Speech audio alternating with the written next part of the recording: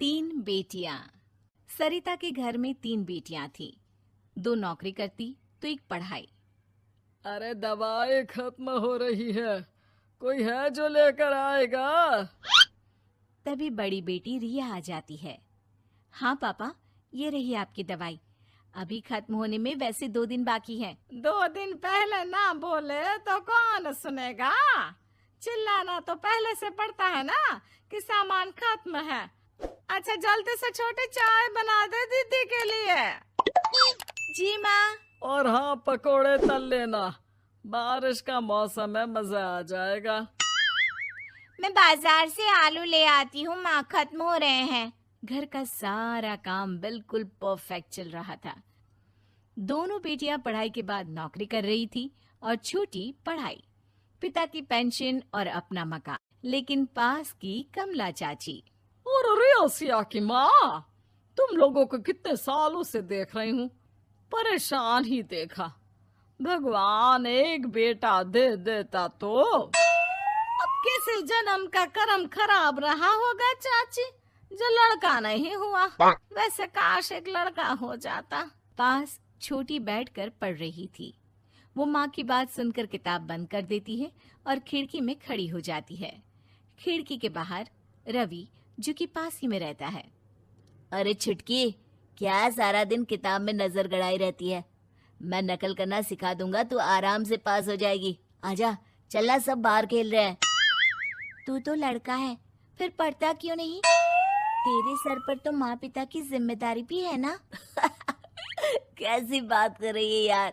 जिम्मेदारी मेरी नहीं, पिता की है। पिता की क्या जिम्मेदारी, बता। देख, माता पिता लड़की की शादी के लिए पैसा जमा करते हैं, उसकी शादी कराते हैं, उसे पढ़ाते भी है ना? हाँ, वो तो सभी माता पिता करते हैं।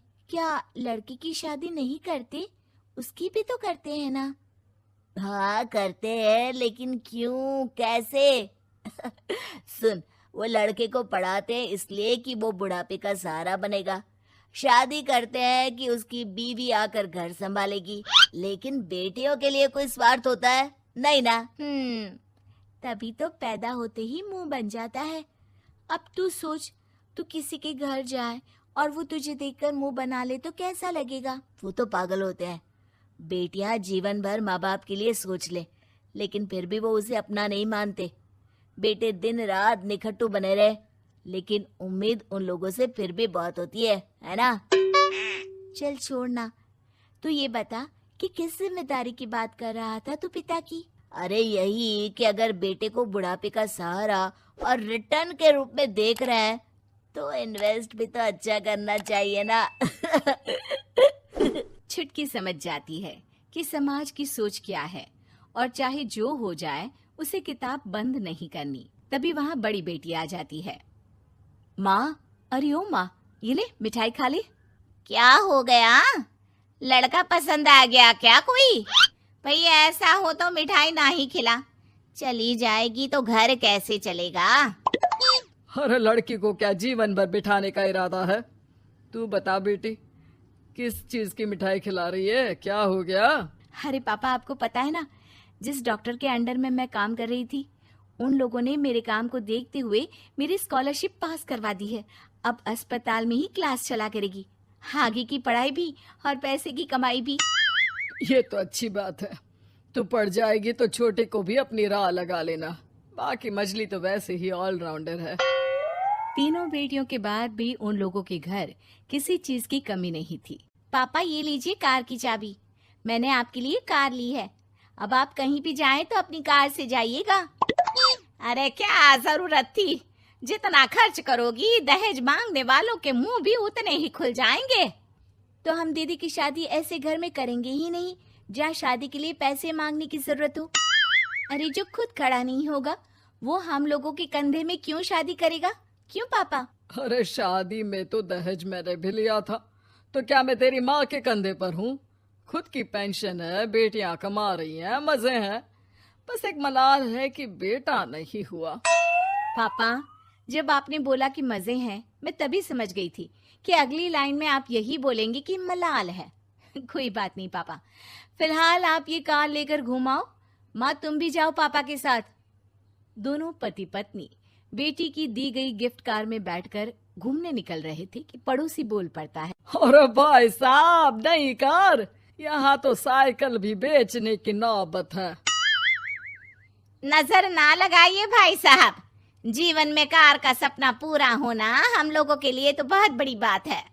हाँ हाँ, लाखों की कार हम हजारों की कमाई वालों के लिए कहाँ मुमकिन थी, ऊपर से तब जब कोई बेटा भी नहीं है।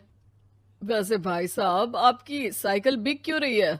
भगवान की दुआ से तो आपके 4 लड़के हैं। हाँ हाँ, आपको तो हेलीकॉप्टर से घूमना चाहिए।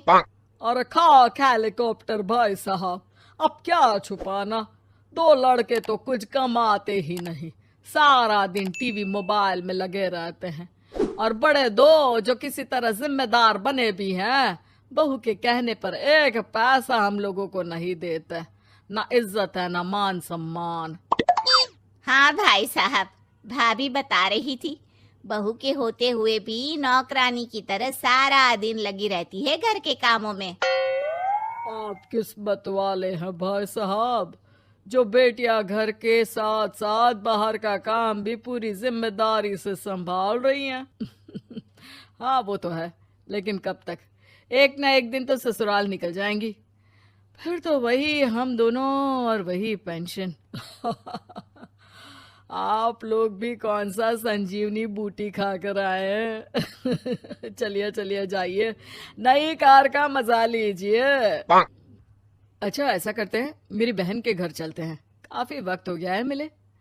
दोनों बहन के घर जाते हैं, जहाँ उसकी बहन और उसका पति बैठकर चाय पी रहे होते हैं।